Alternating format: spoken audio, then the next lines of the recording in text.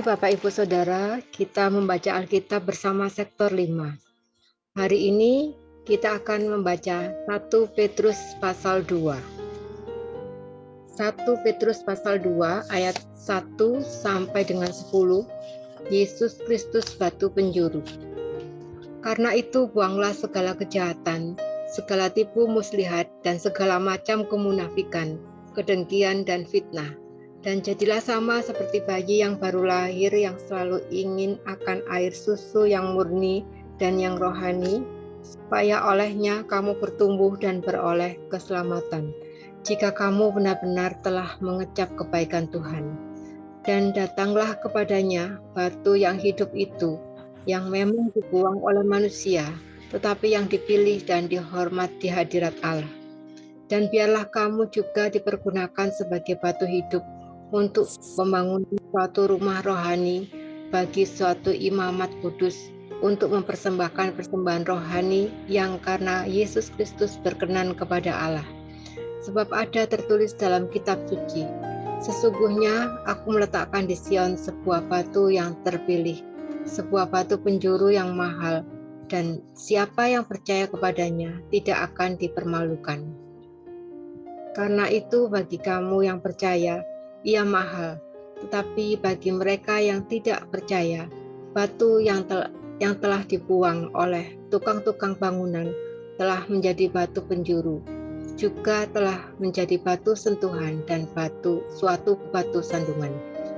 Mereka tersandung padanya karena mereka tidak taat kepada firman Allah, dan untuk itu mereka juga telah disediakan.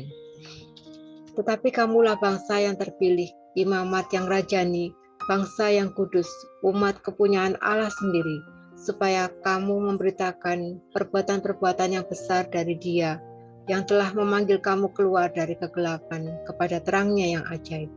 Kamu yang dahulu bukan umat Allah, tetapi yang sekarang telah menjadi umat-Nya, yang dahulu tidak dikasihani, tetapi yang sekarang telah beroleh belas kasihan. Ayat 11 sampai dengan 17. Peringatan untuk hidup sebagai hamba Allah. Saudara-saudaraku yang kekasih, aku menasihati kamu supaya sebagai pendatang dan perantau, kamu menjauhkan diri dari keinginan-keinginan daging yang berjuang melawan jiwa. Milikilah cara hidup yang baik di tengah-tengah bangsa-bangsa bukan Yahudi, supaya apabila mereka memfitnah kamu sebagai orang durjana, mereka dapat melihatnya dari perbuatan-perbuatanmu yang baik dan memuliakan Allah pada hari Ia melawat mereka.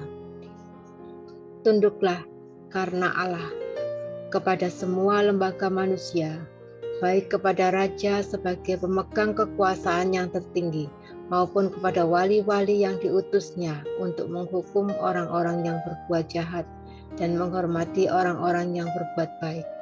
Sebab inilah kehendak Allah, yaitu supaya dengan berbuat baik, kamu membungkam kepicikan orang-orang yang bodoh. Hiduplah sebagai orang merdeka, dan bukan seperti mereka yang menyalahgunakan kemerdekaan itu untuk menyelubungi kejahatan-kejahatan mereka, tetapi hiduplah sebagai hamba Allah.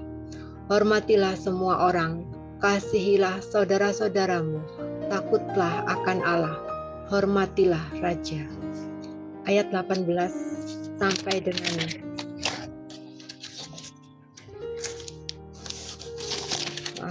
ayat 12 sampai dengan 25. Penderitaan Kristus sebagai teladan. Hai kamu hamba-hamba, tunduklah dengan penuh ketakutan kepada Tuanmu, bukan saja kepada yang baik dan peramah, tapi juga kepada yang bengis.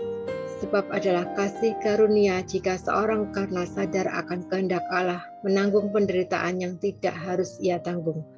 Sebab dapatkah disebut pujian jika kamu menderita pukulan karena kamu berbuat dosa?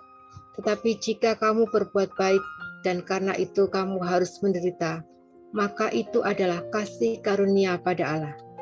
Sebab untuk itulah kamu dipanggil, karena Kristus pun telah menderita untuk kamu, dan telah meninggalkan teladan bagimu, supaya kamu mengikuti jejaknya. Ia tidak berbuat dosa, dan tipu tidak ada dalam mulutnya. Ketika ia dicaci maki, ia tidak membalas dengan mencaci maki. Ketika ia menderita, ia tidak mengancam, tetapi ia menyerahkannya kepada Dia yang menghakimi dengan adil. Ia sendiri telah memikul dosa kita di dalam tubuhnya di kayu salib, supaya kita yang telah mati terhadap dosa, hidup untuk kebenaran. Oleh bilur-bilurnya kamu telah sembuh.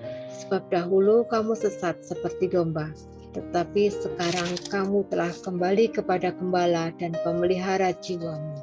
Demikianlah firman Tuhan.